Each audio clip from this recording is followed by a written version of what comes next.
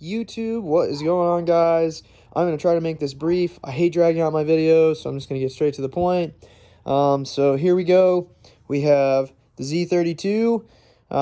We dropped the engine and the transmission. So you guys are probably wondering, what the fuck? What is going on? What happened? I thought it was just a head gasket. You were absolutely right. It had all the symptoms of a head gasket. Definitely not a head gasket. All right, over here. Oh yeah, I purchased these. Engine stand, engine hoist, because you know, we're meaning business now. All right, business. And I got all those fucking tools on that cart, and yes, I had to buy them new, because, you know, lifetime warranty and stuff. All right, look at the transmission. Isn't it beautiful? Look, it used to look like that. All that gunk and discoloration, and I got it looking like that. Just got to keep scrubbing it. Anyways, here's the engine. Look at that catastrophic failure. So basically, as you guys can see here, the bottom end probably is still good. I can tell you right now that the head was completely destroyed. The valves were chewed up and thrown into the intake. The previous owner grenaded this motherfucker. I'm assuming that he decided to take it to Redline. It was actually a relatively young engine with only 109,000 miles on it. For being a 93, I think that's pretty incredible.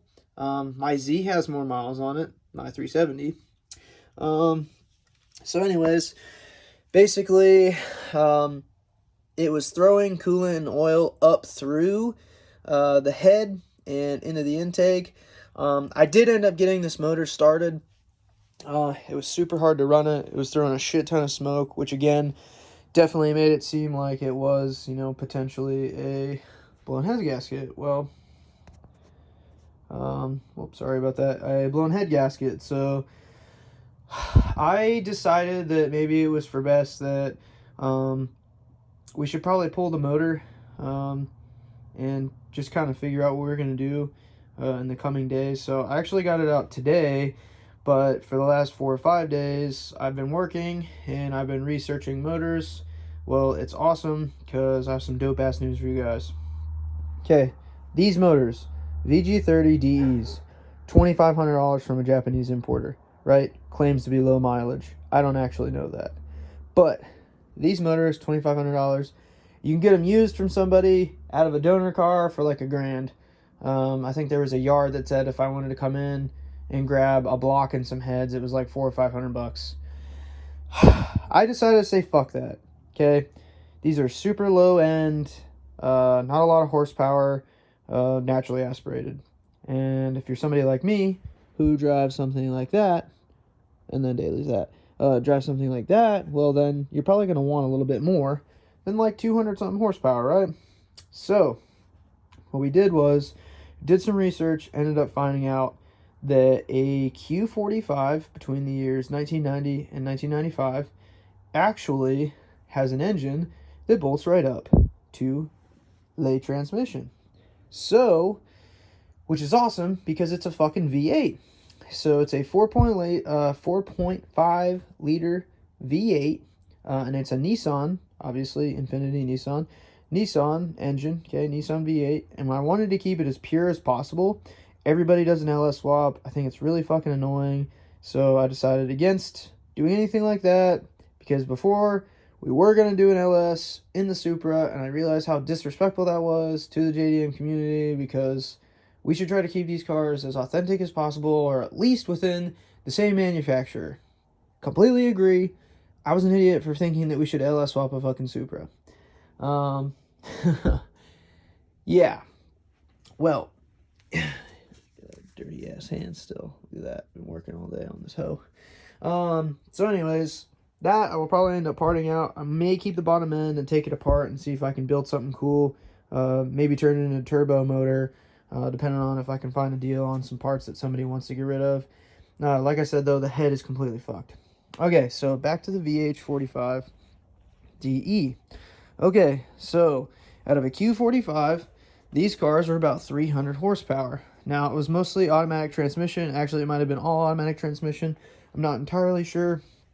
But I can tell you this. I found one 30 minutes from my house, which is really awesome because I'm in Killeen, Texas, which is like, I'm not going to say it's in the middle of nowhere, but it's in between everywhere, right? Dallas, and then it's north of Austin. So part of me was like really stoked to finally find one, because I can tell you this, on Sunday night I actually bought a motor from Tennessee JDM, or Japanese fucking importers. And come to find out, they actually dropped the motor. They dropped it on Saturday, and no one removed it from the website until I called and actually bought it, and then asked if it was still available. But again, I had already bought it. And they said, "Oh, I'm so sorry, that motor's no longer available, blah, blah, blah, fell off a forklift," or whatever the fuck he said. So I got a refund. That was a $1,700 motor. So again, not $2,500, okay? It was only $1,700. So I was like, okay, whatever. You know, it's not the end of the world. And it was a Series 1, okay? The VH45s, they had two series, supposedly Series 2, which would be, I believe, 93 to 95, was a better motor. It really doesn't make a fucking difference to me, if I'm being completely honest with you guys.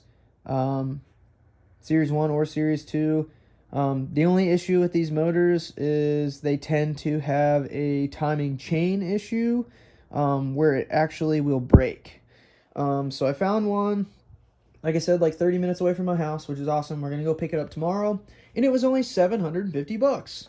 So 500 and 750. Holy shit. That's a pretty fucking good deal for a 300ZX, right?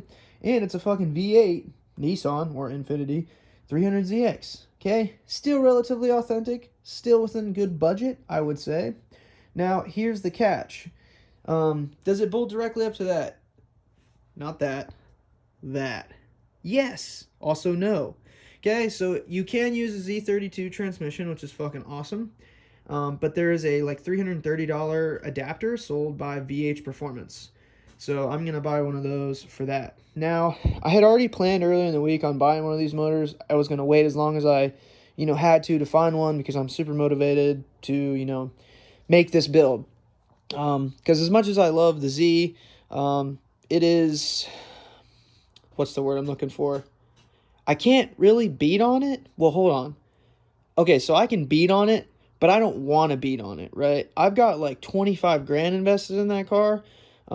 And I'm not just talking about wheels, tires, supercharger, clutch, flywheel, short shifter from Soho, and, oil cooler, and little ported lower intake manifold, blah, blah, blah, blah, blah. I'm talking like including NA mods, okay? I still count that. 25 grand invested in the car, because the kit itself was like 7. But I wanted something naturally aspirated that I could kind of have a good time with, that I could actually fucking hear the exhaust blow off valve.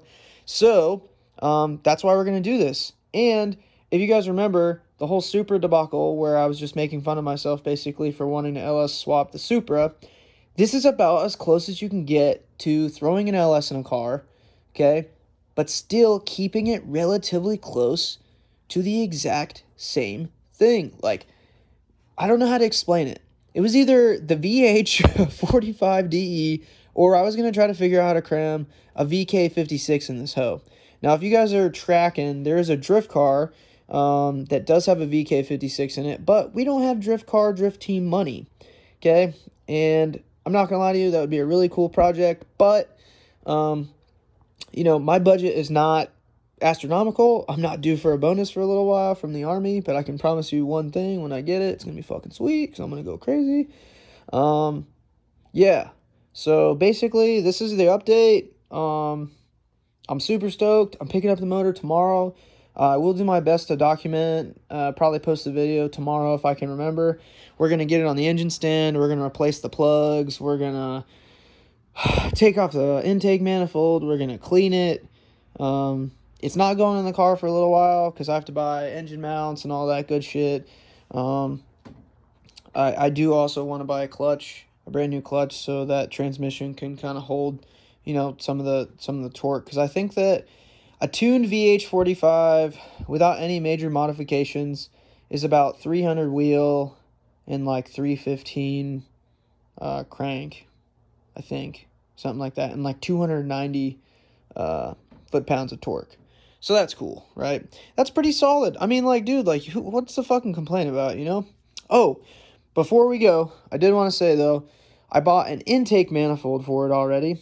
And you guys are probably like, what? You don't even have the motor yet. Oh, you're totally fucking right. Okay, I don't have the motor yet. But here's the thing. I found a really sweet deal on eBay. It's a Porsche intake manifold. And you guys are probably like, what the fuck? It literally looks just like an LS intake. It's fucking crazy. The low profile one, the one that goes... Yeah, that probably doesn't make any sense to you. If you can visualize it, then cool. But the place that sells all these adapters and the engine mounts and all that good shit also sells these adapter plates for the intake inlets on the top side, right? No shit. Okay, and then that Porsche manifold slides right on there. It's from a Porsche Cayenne, like a 2002, I believe, to a 2006. Well, I bought one of those hosts for $100. That way, I can still close my fucking hood. Because this VH motor, you guys will see tomorrow. The intake is it's big. It is big. It is bigger than it needs to be. So, we're going to bring it down. Also, the intake won't come off to the side anymore. It'll actually come right in front, just like a fucking LS. And we'll probably angle it down that way. Do the thing, you know. So, all right, cool. I think this rant was really good. It's better than my previous 2 rants. But I hope this was a sufficient update. I will 100% make sure I keep you guys posted on this. Super duper excited. I think this is going to be fucking amazing. Unfortunately, there's a lot of stuff that I won't be able to buy for the Z, performance-wise, for a little while. That one's almost done anyways, other than like a fuel return and paint the front and rear bumper and get them on there. So, now we're doing this. Super excited. Stay tuned. Later.